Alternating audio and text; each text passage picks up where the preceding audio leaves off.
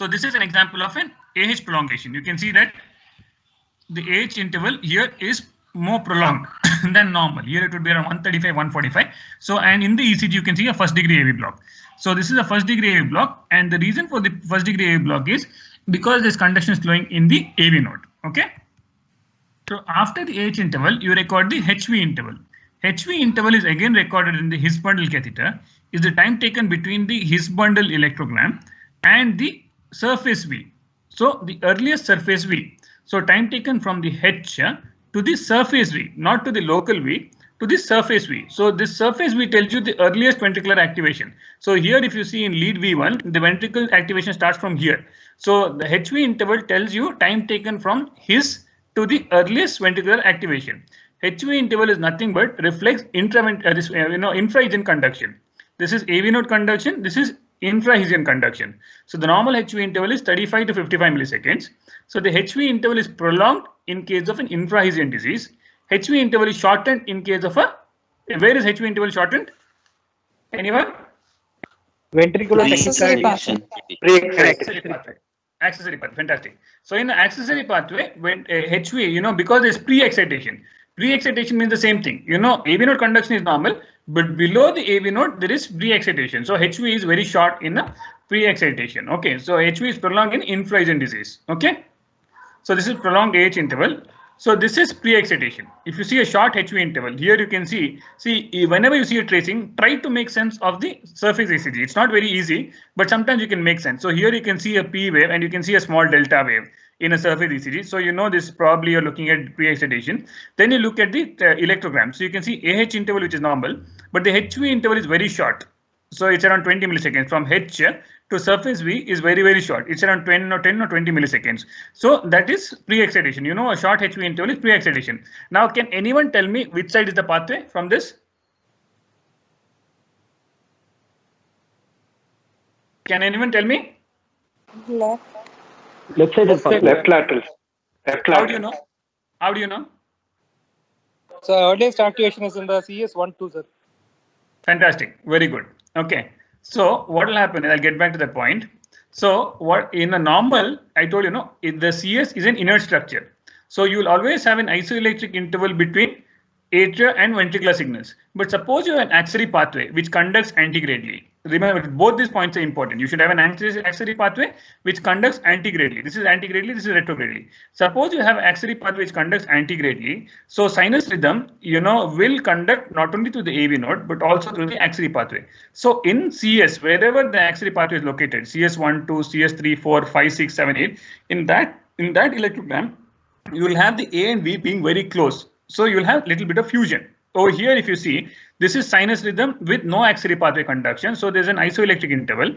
Here you have sinus rhythm with here you can see that A and V in CS3, 4 and 5, 6, CS3, 4 and 1, 2, it is fused. A and V are fused. So you can see that you can see a V shape formation. No, this is isoelectric. This is getting closer.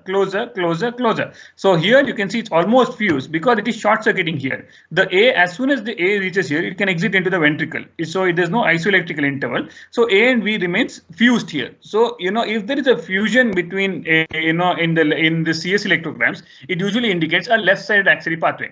So right-sided axillary pathway, because there is no other electrode, only the HRA electrode, there's no electrode across the tricuspid annulus, you will not pick up a right-sided axillary pathway in a CS electrogram. CS electrogram is purely for the left side. So if you find fusion in the CS electrogram, it usually means a left-sided axillary pathway. So right-sided axillary pathways, there is no electrogram which picks up directly just by the face of it to pick up. So you have to do another maneuver for right-sided axillary pathways. Okay, so you got this point? I hope everyone got this point. So here you have an axillary pathway, CS3, 4, sir, and what 1. Is meant by, sir. Sir, what is meant by surface V wave, sir? Which V wave? Surface V wave, you told, no? V wave. Surface that means V. on the, Surface V. So this is surface V. This is local V, electrogram V. This is surface V. This is surface electrode, no? So H to surface V. Okay, not local. See, in this case, HV interval is from here to here. The local V is occurring here. But the HV interval is not from here to here. It is from here to earliest surface V. Okay, because his catheter might record a late V. But surface ventricular activation already started here. Local activation is yet to come, but ventricular activation is already started here. So HV interval is from H to surface V. H interval is from A to H in the His-Bundle catheter. Okay.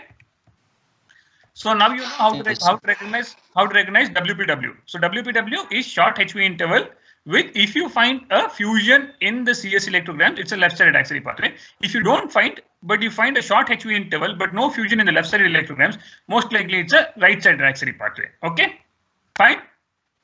Yeah. So now we'll see what's happening here. So sorry, sir. Fusion means what, sir? All the CS waves will be in one line, sir. Not fusion means in one particular local electrogram you will have A and B fusion, means closer together. Okay. I told you normally you should have an isoelectric interval. See here, isoelectric interval. Correct. So, but you don't have an isoelectric interval. It's fused here. No, A and B are close. So pathway is somewhere between CS34 and CS12. Okay. Understood. Yes, so anyone wants to take this? What is this? Sir, thanks. What is this? Anyone?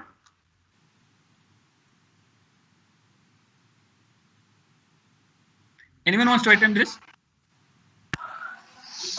Negative HV interval, sir. What? Come again? Tell me. Someone attempted.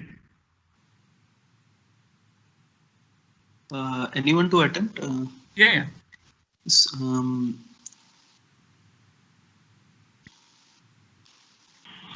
Sir, there is interval is short, no, sir.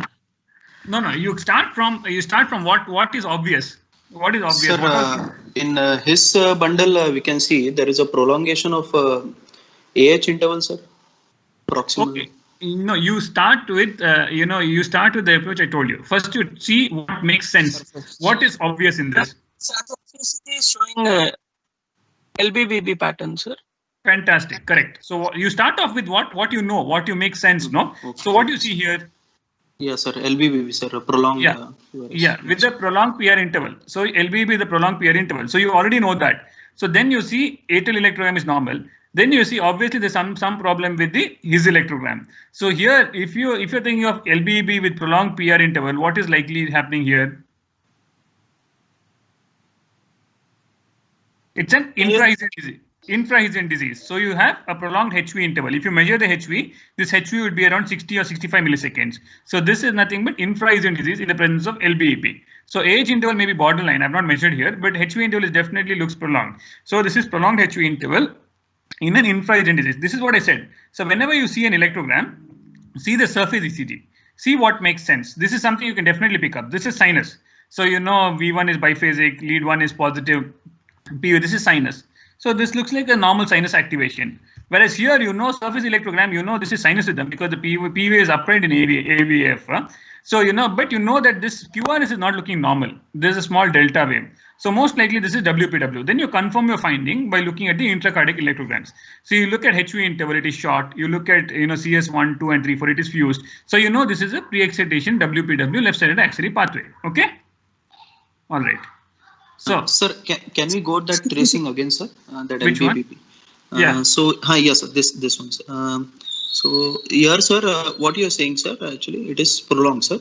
Yeah. Here, this is LBEP. So here you can see the HV interval. If I'm not measured it, but I know this is around 60. Okay. I've not written it here. It's around 60. So what I wanted to show is a prolonged HV interval in LBEP.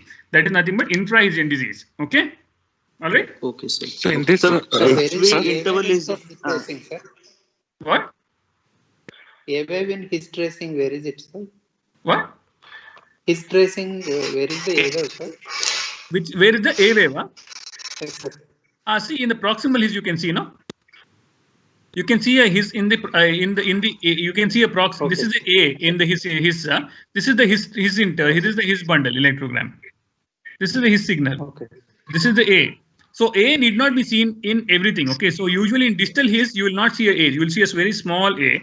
In proximal his you will see a big A. Because in a proximal his, proximal his electrogram will be recording from the atria. So generally you will see a big A in a proximal his. Distal his will be close towards the left bundle. So you will be seeing a small A. Generally, if this left bundle, in normal, you should validate it also. So suppose this is the his signal here. But suppose the HV interval is less than 30 in this or less than 30, but there's no pre-excitation, then that means you're recording a left bundle potential. You should be make sure, so that's why before you validate it's his potential, you should also make sure there should be a small a in that. So if there is no a, if there's only a his signal and the HV interval is less than 30, you could be recording a left bundle potential, not this one, right bundle potential, right bundle potential, but not his potential, okay? Sir, so basically his wave is like a large spike, sir. Large one single spike. That's how we can. His is a large spike. It's a spike. Yes. Sir. Yeah, okay, it's a spike. It's a biphase. His HH interval is very short. Okay, it's a large spike. So you'll find it in the his bundle electrogram. You will find these three things. You will find three electrograms. You'll find a small a, big V, and a spike in between. That spike is nothing but his bundle. Okay. Okay. Sir. Okay. So yeah, I'm not sure how much of EP you know. So if I'm going too fast or if you want some clarification, please let me know. And we will go very, very, very minimal this time. Okay. So if you need anything in extra, I'll do it next time. Okay. Yes, sir. Sure, sir. And yes. So you're going fine, sir. I think we are covering everything slowly. Yes. Sir, here because of LBAB, coronary sinus is not recording anything in CS. No. I've not put no. There's no catheter in the coronary sinus. I've not put the catheter because this was just to study the. See, the indication here was to study the conduction system to see whether there is infraejean disease. This patient was having LBAB with mild PR prolongation. So I wanted to know whether he had infraejean disease or this PR prolongation is because of AV node disease. So that's why I put in only his bundle catheter and HRA and RV to study his infraejean disease, and I found that he had infraejean prolongation. That means he has infraejean disease, and that was the reason for his syncope. So I don't need a his catheter, coronary sinus catheter here, because all the information that I need, I'm getting from the his catheter. Okay. Okay, sir. Okay, sir. After studying basic intervals, AH interval, which gives you an idea of AV node conduction, HV interval, which gives you an idea of infraejean conduction, and whether you can pick up WPW. Next, what we see for retrograde atrial activation. Okay, we see that. So basically, EP studies are done for two things. I told you for intervals. So you've already studied AH-HV interval for AV node. If you want to do, you can do sinus function test, which I'm not showing here, but you can stimulate the sinus node and see for sinus node recovery time, corrected sinus node recovery time. That we'll discuss some other time if you need to. So then after that, next the indication for EP study would be induction of arrhythmias. So the first thing you would want to do is, most commonly it is SVTs. So you would want to do an axillary pathway, whether this patient has an axillary pathway, a patient with an SVT. So for axillary pathway, you already know by looking at basic electrograms, you know whether the patient has got an axillary pathway. If the basic electrogram is normal, HV interval is normal, most likely he doesn't have an antigradally conducting axillary pathway. He could still be having a retrogradely conducting axillary pathway, correct? So if a patient has got a manifest pre-excitation, he'll have HV interval fusion. But there are people who have axillary pathways which conduct only in one direction. So you have an axillary pathway which doesn't conduct in this direction, but can conduct in retrograde direction. So these are called as concealed axillary pathways. If an axillary pathway conducts in the antigrade conduction, it's called as a manifest. But sometimes you will not have WPW, you will not have manifest pre-excitation, but you'll have a concealed pre-excitation. So when you pace, you will have evidence of an axillary pathway here. So the next thing to do would be to rule out whether there is an concealed axillary pathway. How do you do that? You do that by ventricular pacing. So you pace the right ventricle now. And anyone can read this electrogram? What is happening here? RV pacing is done, sir. Why do you say it's RV pacing? Because the earliest activation. What? Very good. Yeah, see, you can see here in the surface, always look at surface ECG. What is the surface ECG showing? It's a broad QRS, LBEB morphology. So LBEB morphology, then there's a stimulus spike, no? So you can see the spike here, small spike. And you see throughout, you can see a small spike. No, that means you're stimulating something. So what you're stimulating? The right ventricle. You can see the right ventricle is earliest. Normally, if you see in sinus rhythm, right ventricle comes late. Right ventricle comes late. But here what you're seeing is, there is LBEB. There is a stimulation spike here. You can see there's stimulation spike here, throughout stimulation spike. And then you're seeing a right ventricle very early. This is the right ventricle electrogram which is pulled in. So that means you're pacing the right ventricle. Did everyone get this point? Did everyone get this point? Right ventricular pacing? Yes, sir. Yes, sir. Yes. Okay, so you're pacing the right ventricle. So why we are pacing the right ventricle is, we are pacing the right ventricle to see when you're pacing the right ventricle, you want to see the earliest retrograde atrial activation. So you listen to me carefully. You're pacing the right ventricle to see where is the earliest retrograde A. So in a normal individual, if you pace the right ventricle, the activation to the atria has to be through the AV node. So there is no other axillary pathway. It has to be through the AV node. So the earliest retrograde A you are expecting in the AV node, in the His bundle catheter. From there, it will go to the right atrium, and then from there, it will go to CS 9, 10, 7, 8, 5, 6, 1, 2. So like this, it will go. So that is what is happening here. So when you pace the right ventricle, this is the ventricular signal. This is the atrial signal. Okay. So this, when you're pacing the right ventricle in sinus rhythm, you have first atria and then ventricle. First atria, then ventricle. When you're pacing the right ventricle, first ventricle, then atria. Okay. So you're pacing the right ventricle, you have a ventricle signal, then you have an atrial signal. Correct. So then you see, now you have, this is atrial activation. What you are interested to see is where is the earliest atrial activation. So if you see, I've put a caliper here. The earliest atrial activation is in the His bundle catheter. You can see that it's in the His bundle catheter. Then it goes to CS 9, 10, then 7, 8, 5, 6, 3, 2, and 1, 2. So it goes from right to left. And then, after this, it also goes to the right atrium. So right atrial activation is occurring here. So when you're pacing the right ventricle, the earliest A is occurring in the AV node, in the His bundle catheter. So what does this tell you? No accessory. No accessory pathway. It is a normal VA this is called as normal retrograde atrial conduction. Otherwise, this is called as concentric atrial activation. Concentric because you're pacing here, it is concentric. It's coming to the AV node and spreading from here to the atria, right atria and left atria. This is normal. Normal activation is otherwise called as a concentric atrial activation. Okay, so this is what you expect in normal individuals. Okay, is this point clear? Yes, sir. Yes, sir. Yes, sir. Yes, sir. This is concentric. This is called as concentric atrial activation or normal atrial activation. Vis-a-vis, if you're pacing a patient with a axillary pathway, what you see this ECG, this electrogram. See, this is a patient with an axillary pathway, but it's having a concealed axillary pathway. So in sinus rhythm, the axillary pathway doesn't conduct anything. So you see HV interval is normal because the axillary pathway doesn't conduct. Only if the axillary pathway conducts antigradally, you will find a short HV interval. But if he's having a concealed axillary pathway, in sinus rhythm, the HV interval will be remaining normal because there's no conduction antigradally. But you will miss out if you don't pace the right ventricle. When you pace the right ventricle, if you see in this electrogram, you're pacing the right ventricle. Why? You see a stimulation spike here. You see LBEB. That means you're pacing the right ventricle. And if you see, to confirm it, you look at the right ventricle, you see the electrogram being pulled. The right ventricle electrogram is very early before the atrial electrogram. So here you're pacing the right ventricle. When you're pacing the right ventricle, what is happening? The earliest A is occurring in the CS12. Okay, then it is going through CS34, it is going through CS12, CS34, 5, 6, 7, 8, 9, 10. So activation when you're pacing from here is going to the AV node. So you see an A here also. So when you pace here, you will see an A here, that is in the His bundle catheter, but you'll also see a very early A here.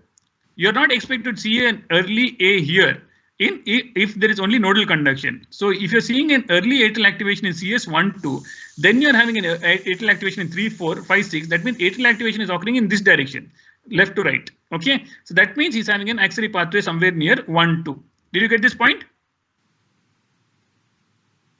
Earliest atrial activation we have seen both in His bundle and 1, 2. Left lateral, but it is. Yes, correct. Go ahead. Come on, tell me.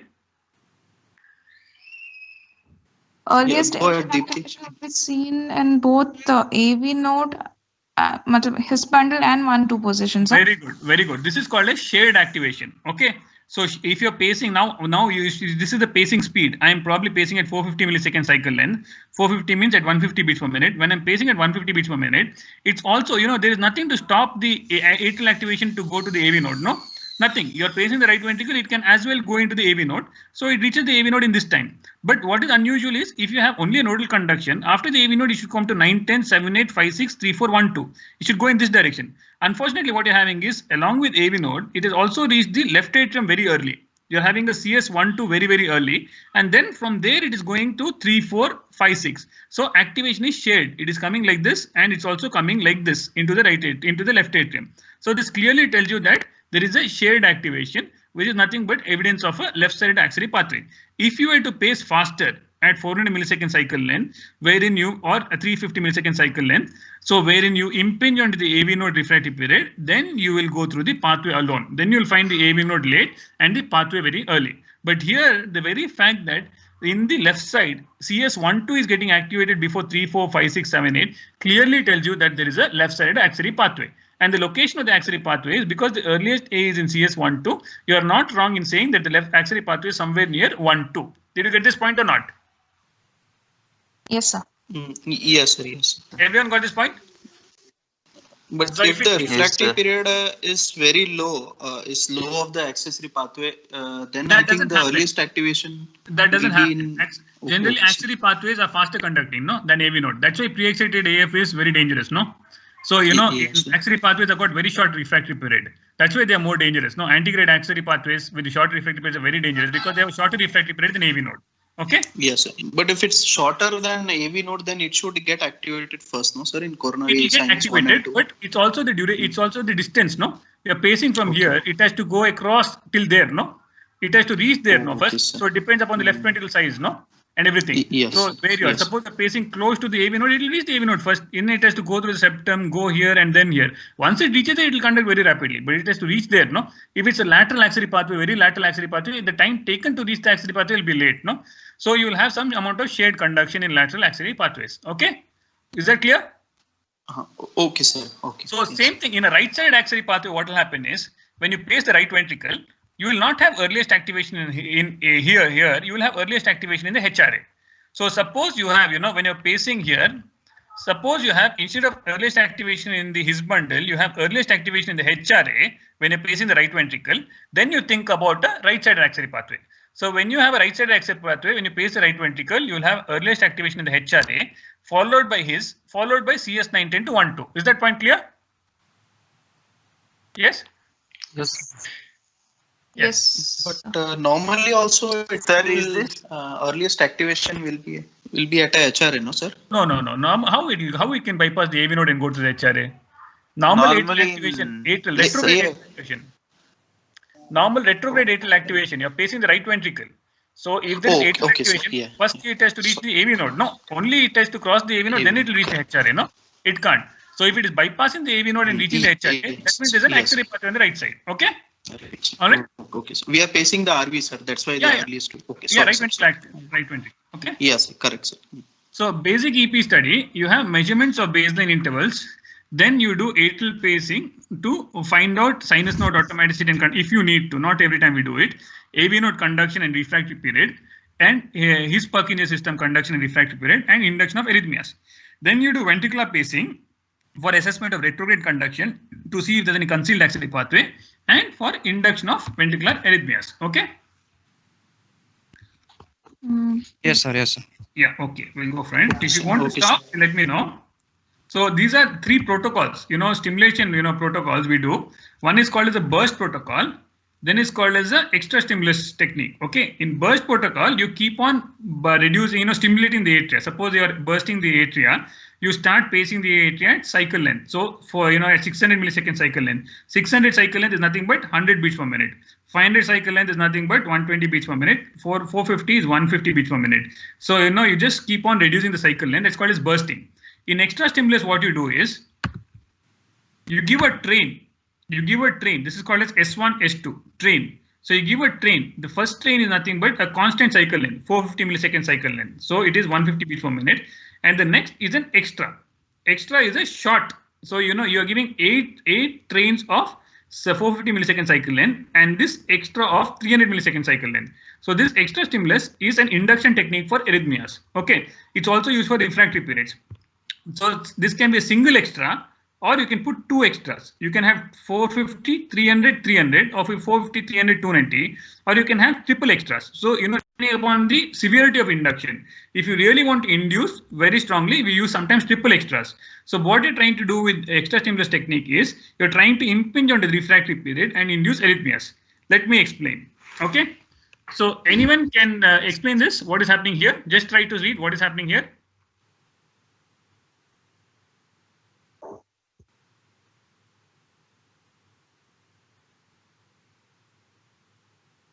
Anyone?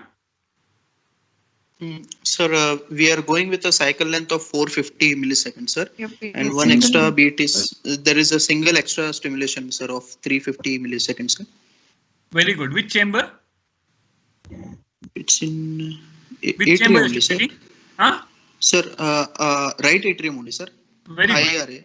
Yeah, HRA. See, you got the point, what he said. So here you can see that this is narrow QRS. So most probably supraventricular rhythm. And you know, there is this spike. So you're pacing something. When you have this spike, this routine spike seen everywhere, you're pacing some chamber. Which chamber you're pacing? See, it's a narrow QRS and you have a P wave, inverted P wave. So you're pacing the right atrium. And you can see that the right atrium signal is very close. So you're pacing the right atrium. Okay, so when you're pacing the right atrium, high right atrium, the impulse is going to the AV node through the CS910, 1, 2, and then you have AH interval and HV interval conducted to the ventricle, correct? So what you're doing here is you're giving an extra stimulus. So you're giving beat of 8. I'm showing the last 2 of the 8 train. You're giving a beat of 8 for 450 millisecond cycle length. 450 millisecond cycle length is nothing but 150 beats per minute. It is 60,000 divided by 450. And then you're giving an extra stimulus. Extra stimulus at 350 milliseconds. So what this does is, why are we doing this is, when you're giving it 450, all the impulses are going through the AV node. So now I want to check the AV node refractory period, or I want to induce arrhythmias. When I give this extra, I'm trying to test this AV node. So 450 beats per minute, 450 milliseconds is going to the AV node, but with an extra of 350 milliseconds. 350 milliseconds is nearly 200 beats per minute.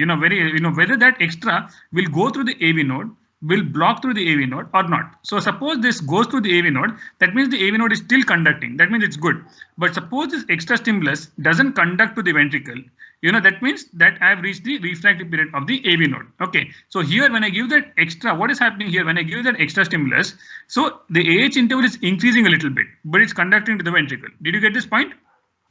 You see the AH interval here. The AH interval here is so much. It is fixed. When you're beating constantly at 450, the AH interval is fixed. When you're giving this extra is an earlier beat. So 450 milliseconds is there. So now you're giving an extra which is 100 milliseconds preceding what is expected. When you're giving a extra which is much earlier, obviously it is reaching the AV node earlier, and the AV node will now be, will make it wait because it's impinging on its refractory period. So it will make it wait. So you'll have an AH prolongation. The normal AH will be prolonged because the AV node is taking its time to conduct. It is impinging on its refractory period. But in this case, despite the wait, it is conducting to the ventricle. That's why you see a QRS and a constant HV interval. Suppose I have to give an extra. Next extra would be 340. That again would have a similar AH interval. Next extra would be 330. I'm just testing the refractory period. And somewhere around 300 or something, this A would not conduct to the ventricle. That time I know it is the refractory period. So in this case, see, when I gave an extra of 350, it conducted to the ventricle with an AH prolongation. When I came down further, 450, 340 conducted, 330 conducted. When I conducted it, when I put it 320, it captured the atria, but there is no ventricular impulse. So you don't see a QRS. That means I have reached the AV node refractory period. Do you get this point? Here you see an A, but no V. Here you see an A, but no V. So this extra stimulus technique is used for studying the refractory periods of the atria, of the ventricle, of the AV node, etc. And this can also induce arrhythmias. Did you get this point? Yes, sir. Yes, sir. Yes. Yes. So here what you can see is, you can see that you are pacing the right atrium. There's a stimulus here, you're pacing the right atrium at 450 beats per minute, and then you have an extra stimulus at 320 milliseconds. This 450 beats per minute is conducting to the ventricle with a fixed AH interval. But this 320 extra, there is an atrial depolarization, but there is no subsequent ventricular depolarization. So this 320 extra has reached the AV node refractory period. That's why it's not conducting to the ventricle. So if you see this tracing, you should see that there is an atrial impulse, but there is no subsequent ventricular impulse. This is an atrial AV node refractory period that we're testing with an atrial extra stimulus. This is definitely atrial stimulation, extra stimulation to test the AV node refractory period. That should be an interpretation. And this is a junctional escape. Okay. Understood this point? Okay, sir. Yes, sir. Yes, sir. Okay. Now we'll come to the concept of dual AV node physiology. Okay. So normally, it's getting a little tougher from here. So, and I have a very few slides. So maybe in another 15-20 minutes, we'll stop it because EP cannot be done for more than 45 minutes to 1 hour. Okay. So it's very difficult to digest everything. So normally in dual AV node physiology, what happens is, see, you give the same thing. In normal, some people, 30% of the general population will have two pathways, one fast pathway and one slow pathway. This fast pathway is called fast because it is rapidly conducting, but it has a long refractory period. Okay, slow pathway is called slow because it is slowly conducting, but has a shorter refractory period. So a normal sinus impulse, everything will go to the fast pathway because it is rapidly conducting. Everything will go to the fast pathway. But because it has got a long refractory period, suppose you keep on giving extra stimulus. At one point, you will reach a point wherein you reach the refractory period of the fast pathway, but it will still go through the slow pathway. Correct? So that will result in an AH jump. Because slow pathway is slowly conducting, suddenly at one point you will find the fast pathway refractory, but the impulse will still conduct to the ventricle with a much longer AH interval because the slow pathway is slowly conducting. This is called as an AH jump. So whenever you see an AH jump, it suggests you have dual AV node physiology. Do you get this point? Yes, sir. Yeah. Can you Yeah. repeat, sir? Yeah. Okay. You want me to repeat? Anyone wants Yes, me to sir. repeat? Okay. So, Sir, this is in normal physiology or abnormal, sir? no, see, only 30% of the normal people will have it, but in not all 30% who have it will not be symptomatic. Less than 5% will be symptomatic. When they're symptomatic, you will have an AVNRT. Okay, so otherwise, if you do an EP study, in up to 30%, you might have an AV node physiology, dual AV node physiology, but 70% will not have this physiology. Okay, so what will happen is, so in some people, not all, maybe 10, 20 to 30%, you will have dual pathways in the AV node, one fast pathway, one slow pathway. The fast pathway is very rapid. So normal atrial impulses, your normal sinus rhythm, no, everything during running, walking, everything is conducted through the fast pathway. The slow pathway is dormant. But the fast pathway, although rapidly conducting, has got a long refractory period. So at very fast rates, it might stop conducting. Okay, so the slow pathway, on the other hand, is slowly conducting, but has a very short refractory period. So even when the fast pathway is not conducting, the slow pathway can conduct. How do you make use of this? How do you bring out the slow pathway? The presence of the slow pathway is by giving a extra stimulus. So you give a train and you give an extra stimulus. The first extra stimulus might conduct through the fast pathway. So the H interval will be same as the train. The next extra stimulus will conduct through the fast pathway. Again, the H interval will be marginally elevated compared to the train. The third extra stimulus might find the fast pathway refractory, but the slow pathway is still there. So in normal individuals, if the fast pathway is refractory, you will get an H block. You will have an A, but no V. So because there's nothing to conduct to the ventricle, the fast pathway is refractory. But in people with dual AV node physiology, although the fast pathway is refractory, you don't get an AH block. You will still have a V because the pathway, the impulse will conduct through the slow pathway and reach the ventricle. So, but how do you identify that it is conducted through the slow pathway? Is the time taken, the AH interval for slow pathway will be much longer because it's a slowly conducting pathway. So you have an AH prolongation in that beat. So that AH prolongation is nothing but an AH jump. That is nothing but evidence of a dual AV node physiology. Suppose that thing reaches to the ventricle. Now the fast pathway is not refractory. It can come up through the fast pathway and create a re-entry circuit. So an extra stimulus can blockade the fast pathway, come down the slow pathway. Once it reaches the ventricle, will now find the fast pathway non-refractory, can go up the fast pathway and re-enter. So you can have a circuitous tachycardia, which is nothing but AV node re-entrant tachycardia. Okay, understood? Okay, sir. Yeah. So how do you? Sorry, sir. what? The ladder diagram I wouldn't understand, sir. What? The below diagram, sir. Ladder diagram, I'll tell you. Okay, so this is what ladder diagram. What it tells you is in normal individuals. This is in normal individuals. So I mean in otherwise also in this one, means in normal it means otherwise you will have fast pathway conduction through the His bundle and this, and you will have slow pathway conduction, but you will not see the slow pathway conduction because everything is going to the fast pathway. The extra stimulus will find the fast pathway refractory, will go through the slow pathway and then conduct down. Because it's going through the slow pathway, you will have a long AH interval. Okay. So long AH interval, this is called as an AH jump. So how do you identify an AH jump? You understood the concept of an AH jump, why an AH jump occurs? Everyone understood? Yes, yes, sir. Everyone understood? Yeah. So now how do you identify an AH jump? Yeah. How do you identify an AH jump? You identify an AH jump by extra stimulus technique. So here what you see is there's a train of 450 stimulating the atria, and this 450 is conducted to the ventricle with the AH interval, which is slightly prolonged or maybe normal. Okay, the faster you go, faster you stimulate, you will have some AH prolongation. Okay, because you're impinging onto the refractory period. 450 millisecond. This is not beats. This is millisecond.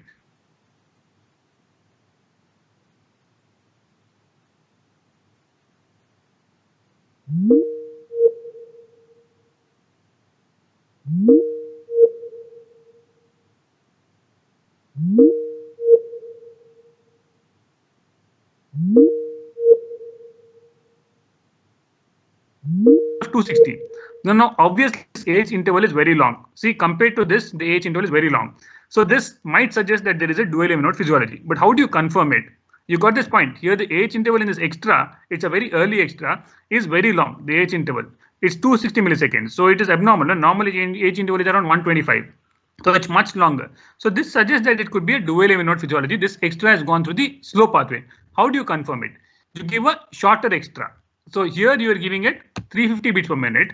Next, you lower it down to 340 milliseconds and see what happens. So when you're giving it 340 milliseconds, you can see that this A is conducted to the ventricle with a much longer AH interval. Now the AH interval is 330 milliseconds. Earlier it was 260 milliseconds. Now it is 330 milliseconds. So a 10 millisecond decrement from 350 to 340, a 10 millisecond decrement in cycle length or extra stimulus caused an AH interval jump of more than 50 milliseconds from 260 milliseconds to 330 milliseconds. So this 10 millisecond decrement, if it causes a 50 millisecond jump, it is suggestive of a dual AV node physiology. Okay, this is nothing but an AH jump. Understood?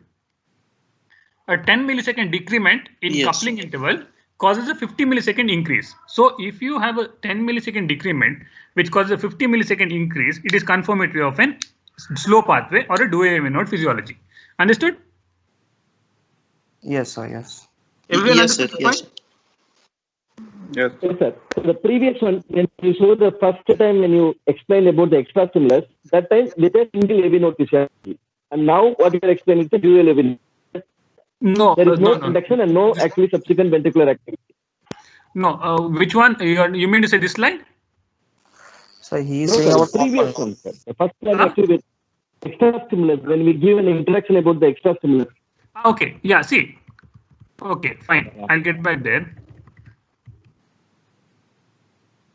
Oh, maybe. Yeah, see here, what I'm doing is, here when you give, you see, you're giving a 350 extra stimulus, you know, it is conducted with a prolonged AH interval, correct? So here also, that is natural, no? I told you, the faster you stimulate the AV node, you know, atria, you're expecting an AH jump. You're expecting a slight increase in AH interval because it is impinging onto the Wenckebach period of the AV node.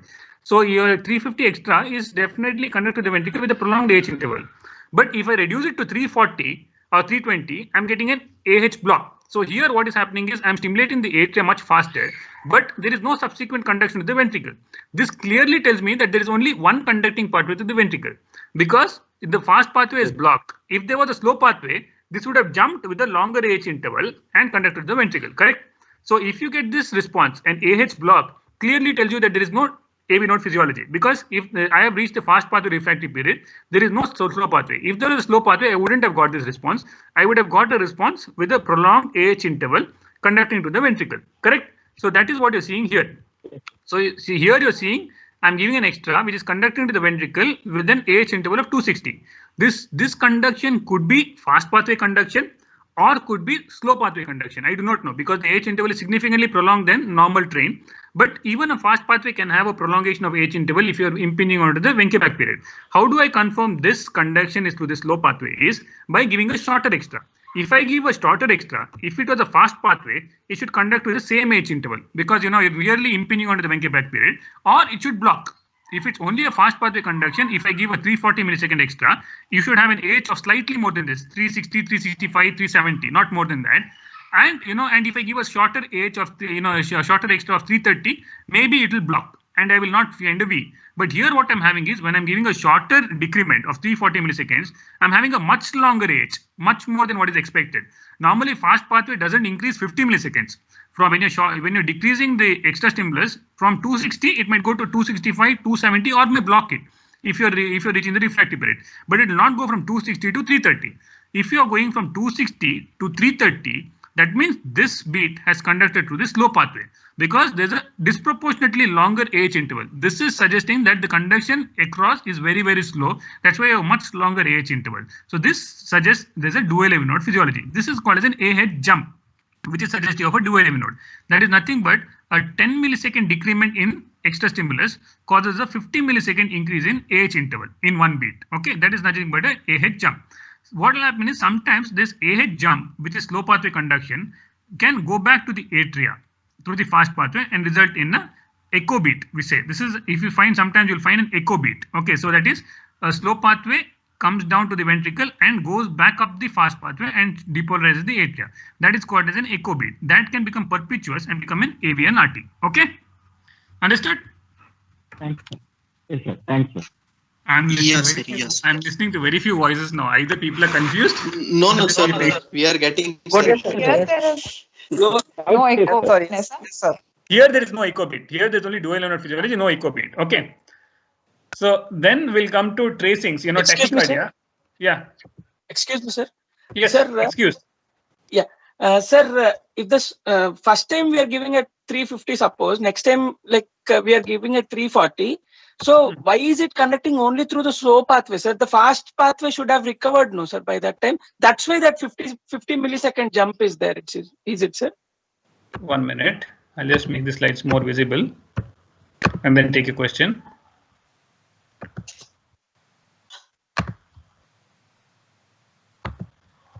Okay, for the mercy of everybody, I just have 2 more slides. Okay, what is the question again? Sir, first, if we are giving the train of 8 at 450 and then we are coming down to 350, sir. So once we are coming down to 350, it is conducting through the slow pathway and there is an AH jump, sir. So we have to confirm it again. So we have to confirm it again with the decremental response, which is 340 we are giving. So by this time, the fast pathway could have recovered, no, sir. The fast pathway, which was it has a long refractory period, but it could have recovered and it could conduct through that. That is the point. This is not conduction through the slow pathway. Here, this 260 milliseconds is still through the fast pathway. That's why the next beat is conducted through the slow pathway, because there is sudden change in AH interval. So if this was conducting through the slow pathway, this would have been 330 milliseconds. So till here, it is conducting through the fast pathway, and the AH prolongation is because it's impinging onto the refractory period of the fast pathway. It is stretching the refractoriness of the fast pathway, but the fast pathway is still conducting.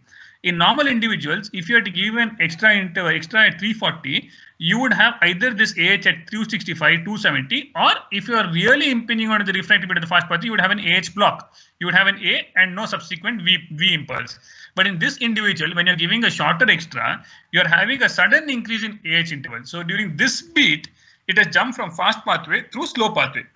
This is the time you're seeing slow pathway conduction. Okay, from now on, it will go into from now onward. If you give it 330 milliseconds, it will not go through the fast pathway because you've already bypassed the refractory period of the fast pathway. There's no question of refractory period. You know, fast pathway is not conducting at 330. It's already refractory at 350. You know, it doesn't mean it's going to recover. No, at that short cycle length, it's not going to conduct at all. So any further conduction, 340, 330, 320, will only be through the slow pathway. It can't go through the fast pathway because you have crossed the refractory period of the fast pathway. Okay. Okay. Yes, sir. Okay, sir.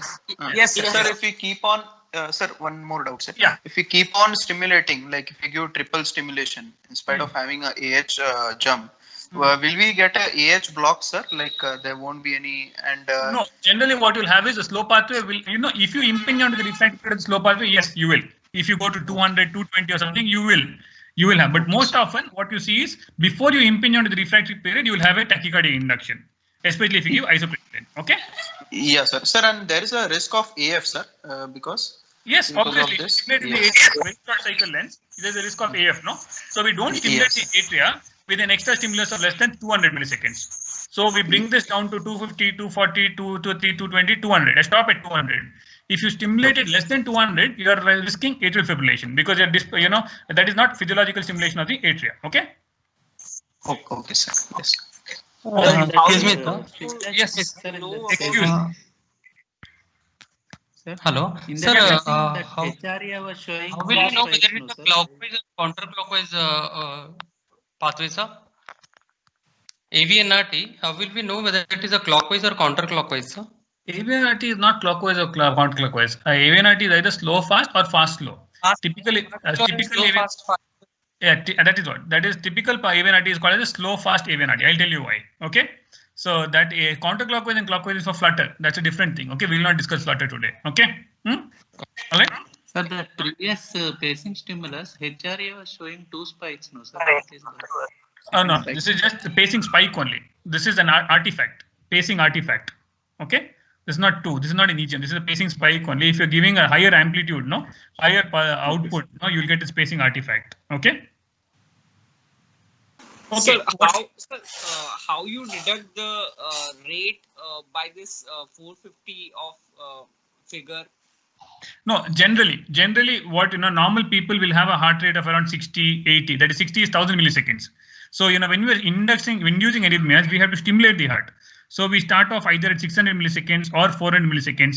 If the basic heart rate is faster, if the basic heart rate is 100, that is 600 milliseconds, then we will do it at 400 milliseconds. Basic train will be 400. If the basic heart rate, is slower, it's around 1000 milliseconds, then we'll start stimulating at 600 milliseconds or 450 milliseconds. So it's not definite based on the basic heart rate. It should be slower than faster than the basic heart rate. Okay, so if the basic heart rate is 60, you will start stimulating at around 120, 130. If the basic heart rate itself is 100, sometimes you'll have anxious people. So we'll stimulate at 150. That is nothing but 400 beats per minute. Okay, all right. Okay. The train is to stabilize. The train of 8 is to stabilize the atria to check the refractory period. You have to have constant conduction in the train, and then your refractory period will be accurate. If you have a very short train of 4 beats, 5 beats, you're not having constant conduction, so your refractory period might not be accurate. Okay. All right. 2 more ECGs, 2 more EGMs, sorry, and then we're done. What is this? Anyone? Junction. Very good. Why you say junctional? Junctional tachycardia, because all the impulses are coming at the same time from HRA to CS leads. Is this Wasim? Huh? Yes, sir. Hi, Wasim. Good. Hi, sir. Okay. Anyway, this is not junctional tachycardia. Good, but you're close. This is both. Very good for both. Okay, even Wasim. So what you're seeing here is. So, that's a very good point. See, first you look at the surface ECG. You're having a tachycardia. This is a rapid heart rate.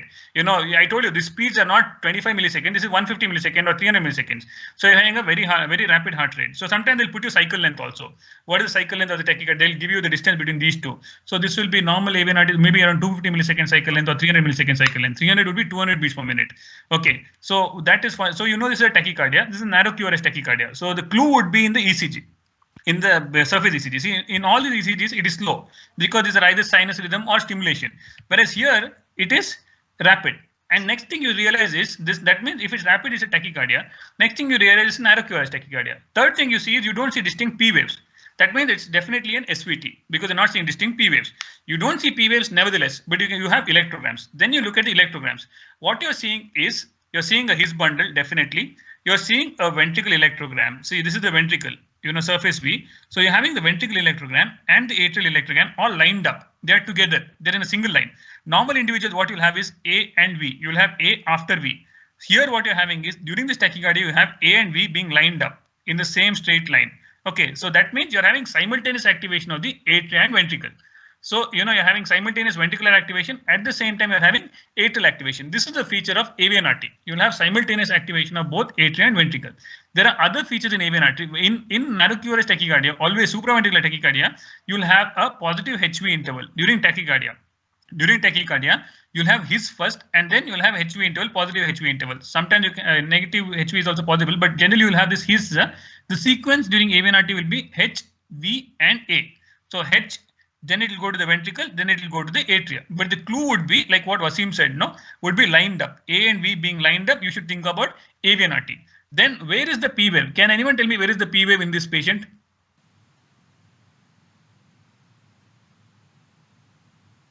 In the surface ECG, you don't see P waves. Where is the P wave? Is it here? Is it here? Where is the P wave? Normally you say, in AV NRT, in surface ECG, P wave is in the notch of the QRS. Where is the, and in AVRT it's lower. Huh? So CS12 later part. After CS1, it is not CS12, it's CS1. Sorry, CS12. So yeah, CS12. Yeah, see the P wave. What is HRA? What does HRA record? P wave. Yeah, that is the P wave. No, HRA. Here you're having an atrial electrogram. So HRA is recording atrial activation of the right atrium. So the P wave is nothing but buried within the QRS. That's why you don't see it. In normal individuals, you say no in AVNRT that you'll have a small notch at the end of the QRS. In AVRT, you will have here, because here it is simultaneous activation. You will have ventricular activation and right atrial activation occurring simultaneously, right and left. So you will have both. The QRS B wave will be buried within the QRS. So in normal AVNRT, you will not see a P wave because it is buried within the QRS, and that's why you see an atrial activation very early, almost simultaneous with the ventricular activation. This is nothing but a RP interval. What we say is RP interval. You say short RP interval. No, this is RP interval is R to P. It's actually here. So short RP and long PR interval. Okay, so that is seen in an electrogram as a VA interval. So this is VA interval. Okay, from V to A. So V to earliest A. So earliest A is nothing but somewhere here in this one. This is the earliest A. So VA will be 0 or slightly less than 70. So if a VA interval is less than 70, it suggests AVNRT. If the VA interval is long, it suggests a pathway. Okay. So, but just remember, if you have to pick up, you can pick up like Wasim. Just say that it's simultaneously lined up and you have a HVA sequence. This is likely to be an AVNRT. And then you can also say that VA interval is less than 70, because if you calibrate from here to A, or the earliest A will be less than 70. Sometimes it can be 0 also. Okay. Or minus also it can be, but it will be less than 70 definitely. Okay. Next question is, what is short, what slow, fast and fast flow? If you see this AVNRT sequence, normally you will have, this is, if you see the beginning of this train, usually you have an A-head jump. So how this tachycardia would have started is you will have an A-head jump, then you'll have to the V, and that jumped A-head slow pathway will conduct retrogradely to the fast pathway, and then come again to the slow pathway, go up the fast pathway, slow pathway, fast pathway. So this is slow, fast AVNRT. This is slow pathway conduction because the A to H is taking a long time. So you see the AH time is very long because this is slow pathway conduction. On the other hand, H to A, retrograde conduction is very rapid. H to A is very rapid. So this is fast pathway conduction. This is nothing but the slow, fast AVNRT. So suppose it's a fast flow AVNRT, you will have this HA interval very late. So you'll have an atypical AVNRT because H to A will be very, very late. Here you have H to A being very, very rapid. So this is retrograde conduction is to the fast pathway, antegrade conduction is to the slow pathway. If you were to see the initiation of the tachycardia, unfortunately, I don't have initiation of the tachycardia, you will have something like this. You will have A-head jump. You will notice an A-head jump, then V, then a retrograde A here, and then it will come again with the long A-head, come down to the ventricle and retrograde A through the fast pathway. So it will come to the slow pathway, fast pathway, slow pathway, fast pathway. The same thing you are seeing here. Slow pathway, fast pathway, slow pathway, fast pathway. So slow, fast AVNRT. This is fast pathway because retrograde activation is very, very rapid. It is very short. And that's why you will find this A activation almost simultaneously with the QRS, with the short VA interval. Okay. All right.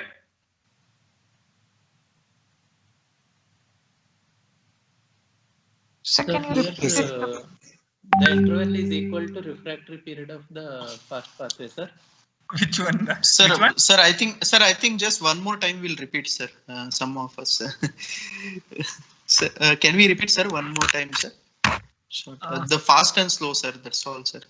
Fast and slow. You understood why this is an AVNRT? So you understood yes, sir, yes. this. You understood this is a narrow QRS tachycardia. That point you understood. You understood simultaneous activation of the atria and ventricle. Why simultaneous activation occurs? Because you have in AVNRT you have a circuit in the AV node. Okay. You have a circuit in the AV node. Yes. Sir. From the AVNRT doesn't depend upon the atria or the ventricle. It is purely AV nodal. So it doesn't require atria or ventricle. It can go independent of the atria, independent of the ventricle. It's just a circuit in the AV node. From the AV node, impulses go in. From the circuit, impulses go and depolarize both the atria and ventricle simultaneously. So the impulses go down to the ventricle, go up to the AV node, go up to the atria.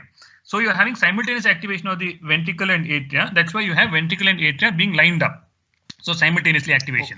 Okay, that is one point. Yes. And in AVNRT, the earliest A will be in the His catheter, followed by CS 910-12 and HRA. Okay, so now because activation is occurring simultaneously, atrial activation is very, very rapid.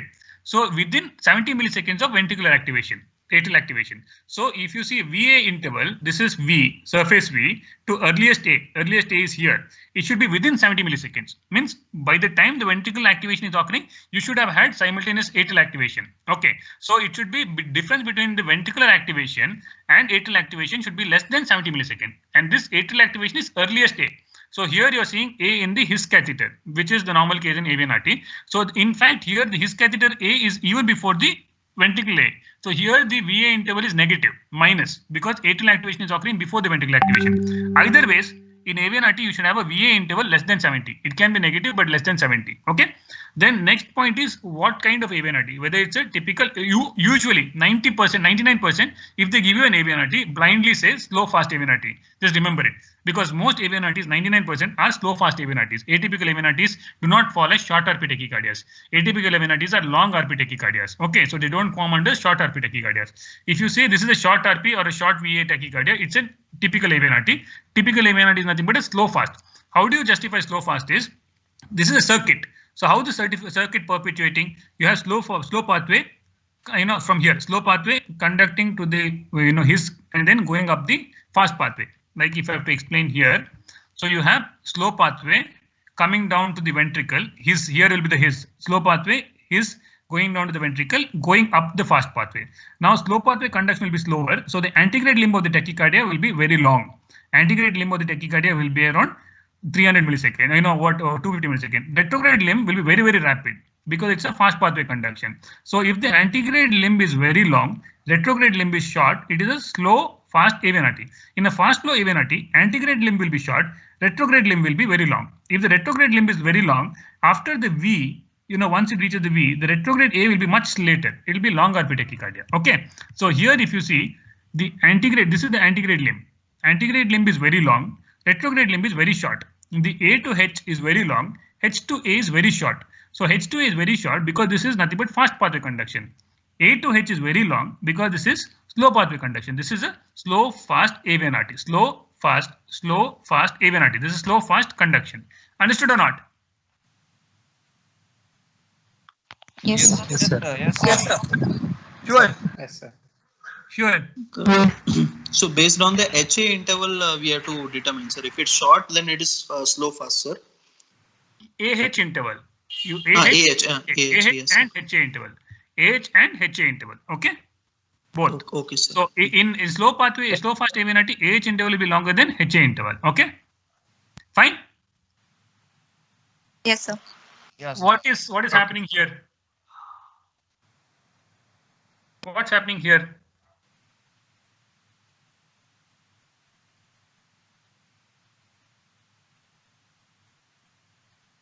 Sir, there is an eccentric conduction, sir. CS12 is getting activated prior to CS910.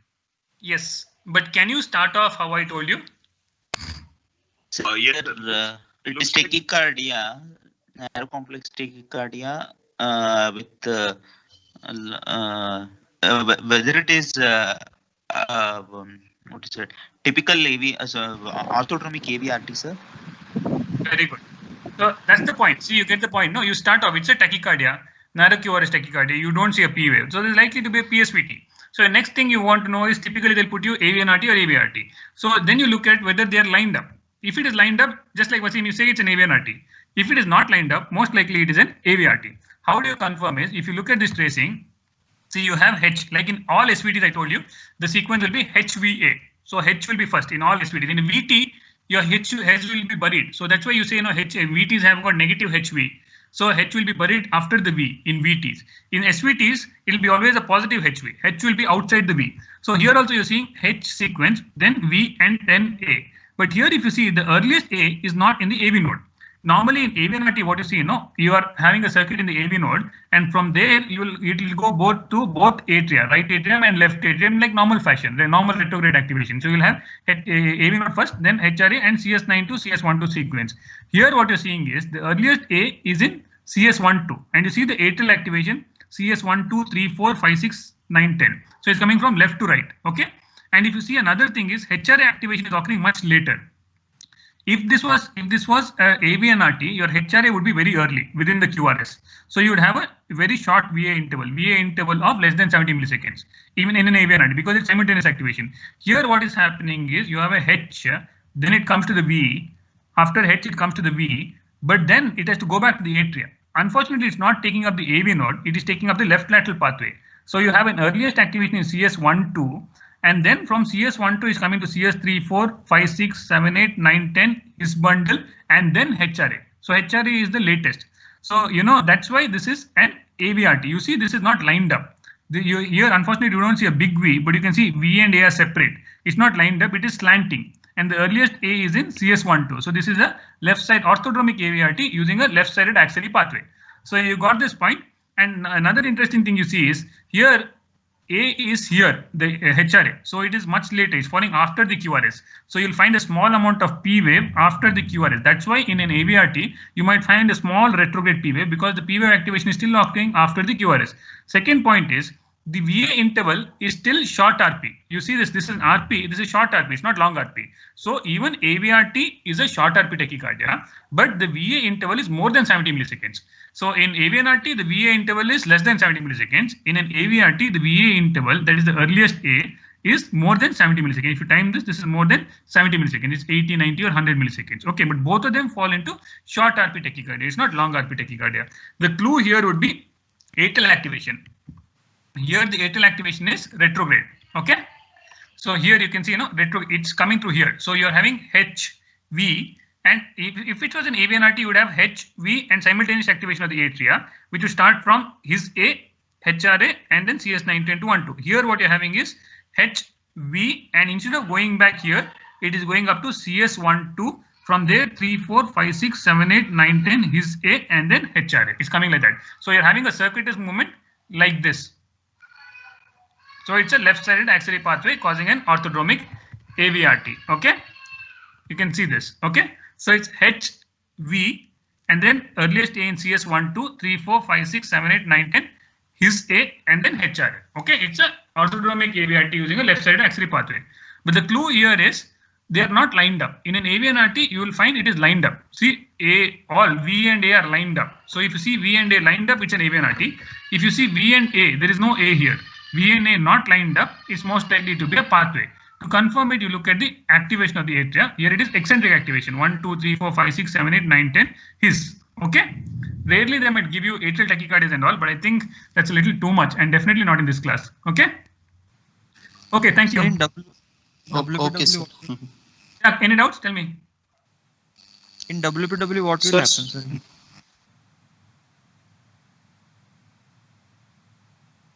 I did not get the question. What's the question? Sir, if we induce AVNRT with incremental stimuli, sir, what would be the treatment? Would you wait for just to you stop giving stimuli and wait for things to recover, or it will require some intervention on your part? It will require intervention. You have to terminate it. We terminate it by overdrive pacing. So if the tachycardia is running at 180 beats per minute, we will stimulate the atria at 220 beats per minute and terminate the tachycardia. Just like in overdrive pacing, no? Like that. Okay, sir. Sir, like the previous ECG, why can't it be junctional tachycardia, sir? Mechanism you should see. Just by this, you can't say junctional tachycardia is rare. You should see the mechanism. Okay, given like this, you should think about first AVNRT. You have to differentiate it from a junctional tachycardia, but junctional tachycardia is very rare. It depends upon the mechanism. Okay, they can mimic like this, but they're not like this. They will not have constant cycle length. They will have some cycle length variation. And there are many other features, but for you, I mean, first diagnosis should not be junctional tachycardia. It will be AVNRT or AVRT. Okay. So, and this jet also will look like same, sir. It will look like that, definitely. All three things are junctional tachycardias. No, everything, all junctional tachycardias will look the same thing, but the mechanism will vary. But for DM level, I think if you say it's an AVNRT, it is fine. Then they might ask you on mechanism, then you can say other things, how to differentiate it. Okay.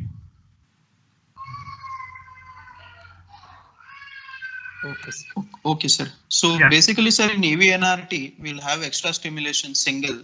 Then if we will have a AH jump or maybe some echo beat, and then there will be a AVNRT, sir. Then there will be a tachycardia actually. Yes, yes sir. Yes. Okay, sir. Yes. Okay. That's all right. Yes, sir. Sir, you think one more class on other things, sir? Atrial tachycardia, VT, or anything? Flutter, it's needed, sir. I think most common what they're going to ask is this only, no? Yes, sir. Yes, sir. That is there. Yes, sir. No doubt, sir. Huh? No doubt, sir. I don't think they will ask any other thing apart from. I think they will ask you basic pacing. They will ask you AH jump, retrograde stimulation, AVNRT versus AVRT maximum. They will not ask you on AT and all that, I think. Huh? Okay. Yes, sir. Yes, sir. So next class I'll just. Which one? The spotter they are giving 5 minutes time, sir. 5 minutes time. Within 5 minutes time is there good. are 2-3 parts are there, sir. So I think we are expecting 1 or 2 EP questions, sir. Yeah, Mostly I think this on will cover AVN. most of it. I think whatever I told today. Okay. Yes, sir. Yes, sir. Sir, I'll discuss with my colleagues, sir. One more class we'll have, sir, next week. I'll discuss the topic, sir, with them. And Okay, let me know. Okay. yeah, sir. Please, sir. Last only, sir. Like next weekend. That's all. We are closing after 26, sir. That's all. Oh, you said you're closing after 20th, man. That's why you did it on 19th. No, sir. No, sir. After 26, you'll say August. You'll say, huh? No, sir. No, sir. Okay, fine. Thank you, sir. Yeah. I think sir has taken out a lot of time for us. We really appreciate, sir. Okay, hope you understood something. Okay. Thank you. Yeah, sir. Sure, sir. Thank you, sir. Thank you, sir. Thank you, sir. Thank you, sir.